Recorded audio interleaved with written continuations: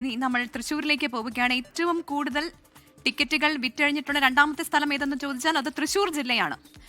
സൂരജ് സജി ചേരുന്നുണ്ട്. സൂരജ്, അപ്പോ അവിടെയും ലക്ഷക്കണക്കിന് ടിക്കറ്റുകളാണ് വിറ്റുപോയത് എന്നാണ് കണക്കുകൾ സൂചിപ്പിക്കുന്നത്.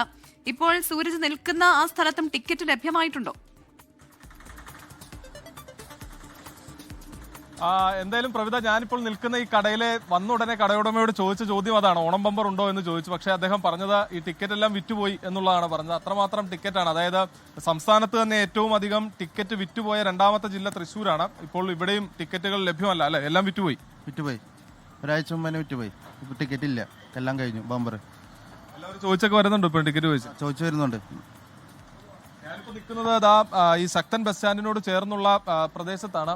എന്തായിട്ട് ആളുകളുടെ റെസ്പോൺസ് എങ്ങനെ ഉണ്ടായിരുന്നു തവണ? അടിപൊളിയായിരുന്നോ? തമിഴാണ്. അപ്പോൾ ഇവിടെ എല്ലാം കടകളുണ്ട്. പക്ഷേ ഈ കടകളിലെല്ലാം തന്നെ ഓണം ബമ്പർ വിറ്റുപോയിട്ടുണ്ട്. പല കടകളിലും ഇപ്പോൾ ലഭ്യമല്ല. ഇവിടെ ടിക്കറ്റ് ഉണ്ടോ? ഓണം ബമ്പർ ഉണ്ടോ? കുറവാ, മൂന്നെണ്ണുള്ളൂ. മൂന്നെണ്ണം കൂടി പോയാൽ തീർന്നു. മൂന്നെണ്ണം ഉണ്ട്. അപ്പൊ സൂരജ് എടുക്കുന്നുണ്ടോ? മൂന്നെണ്ണത്തിൽ ഏതെങ്കിലും ഒന്ന്? കൂടുതൽ ടിക്കറ്റ് എടുത്ത് എടുക്കുന്നുണ്ട്. ഞാൻ കഴിഞ്ഞ ദിവസം പ്രവിത തെക്കേ ഗോപുരനടയിൽ പോയ സമയത്ത് അവിടെ ഒരു പ്രായമായ ചേച്ചി വന്നു. ആ സമയത്ത് എടുക്കാൻ ആഗ്രഹം ഉണ്ടായിരുന്നില്ല. പക്ഷെ ആ ചേച്ചിയെ കണ്ടിട്ട് ഒരു ടിക്കറ്റ് വാങ്ങി വെച്ചിട്ടുണ്ട്. അപ്പൊ ഞാൻ നമ്മുടെ ക്യാമറമാനോട് പറയായിരുന്നു, ചിലപ്പോൾ എക്സ്ക്ലൂസീവ് ആയിട്ട് നമുക്ക് ആ ഒന്നാം സമ്മാനം അടിക്കുന്ന ടിക്കറ്റ് കാണിക്കാൻ പറ്റുകയാണെങ്കിൽ അത് എന്റെ ടിക്കറ്റ് ആണെങ്കിൽ നമുക്ക് പ്രേക്ഷകരെ കാണിക്കാമെന്ന്. ചേട്ടാ, ടിക്കറ്റ് ഉണ്ടോ? ഓണം ബമ്പർ ഉണ്ടോ?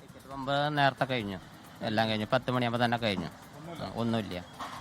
എന്തായാലും ഇവിടെയുള്ള കടകളിലൊക്കെയാണ് നമ്മളിപ്പോൾ കയറി ഇറങ്ങുന്നത്. തുടർച്ചയായിട്ട് ഈ ശക്തൻ ബസ് സ്റ്റാൻഡ് കൂടുതൽ ആളുകൾ എത്തുന്ന മേഖലയാണ്. പക്ഷെ അവിടെ ഒന്നും ടിക്കറ്റുകൾ ഇല്ല എന്നുള്ളതാണ് പറയുന്നത്. എല്ലായിടത്തും വിറ്റുപോയി. ഇവിടെ ടിക്കറ്റ് ഉണ്ടോ? ഇല്ല, ഓണം ബമ്പർ ഇല്ല, കഴിഞ്ഞു.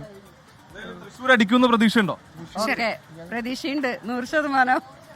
ബമ്പർ ലോട്ടറി തൃശ്ശൂർ അടിക്കും എന്നുള്ളതിനേക്കാൾ ഉപരി ലോട്ടറി കച്ചവടക്കാർക്കൊക്കെ, സാധാരണ കച്ചവടക്കാർക്കൊക്കെ ലോട്ടറി അടിച്ചു കഴിഞ്ഞു എന്ന് പറയുന്നത്. തീർച്ചയായിട്ടും അത്രയധികം ലോട്ടറി ടിക്കറ്റുകൾ വിറ്റുപോയി എന്നുള്ളതാണ് ഇത്തവണത്തെ പ്രത്യേകത.